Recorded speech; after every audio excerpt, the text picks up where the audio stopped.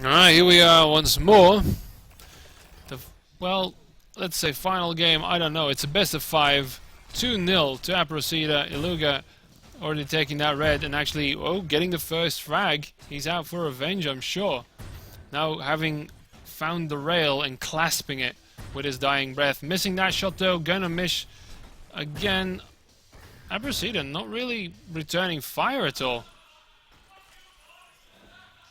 3 seconds on red, and is going to give that 5 bolts left. Oh, bam! Everyone's got the rail now.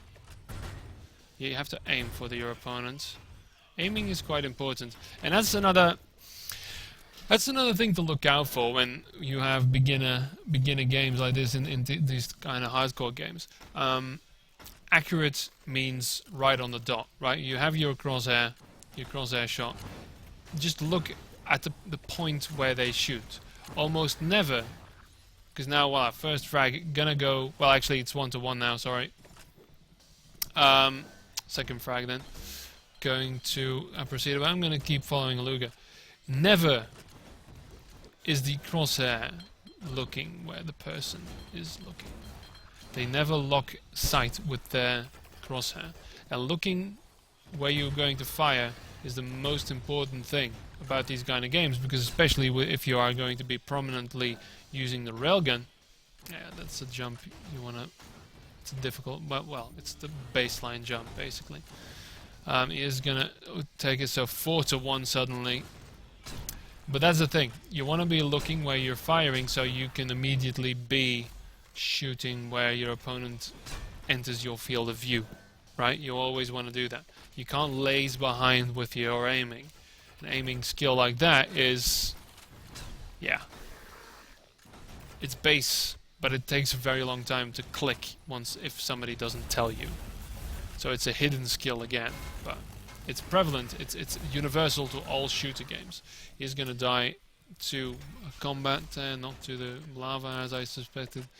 So now that Aprosida is getting there, finally does get that that mega health. It is these baseline skills that are quite difficult. Pew.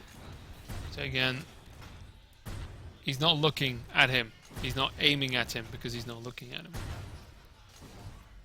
He's just sitting in place. Also, of course, chasing your opponent with a weapon like that. Weapon ranges. I did tell him about this, about effective ranges. This shotgun, for instance, good use of the shotgun. Sadly, he bum rushed him without having any armor,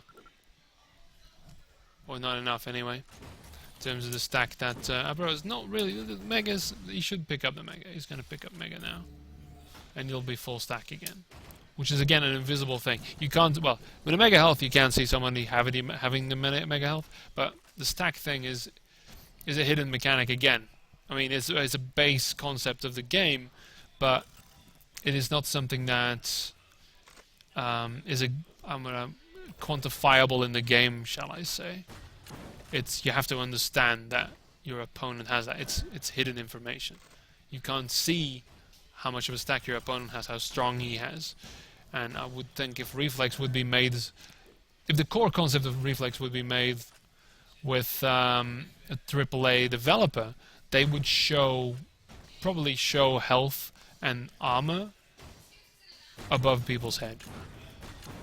So you always know what your stack of your opponent is, because good players will always know. That, however, what just happened here, I can't explain.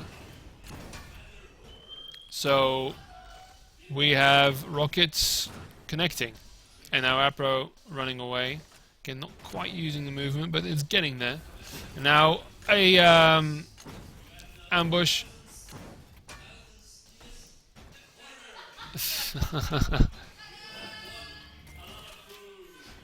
Yay, somebody ordered the 1000 thing. 27 on the clock. That little flicker of comeback is not going to be enough, I'm afraid.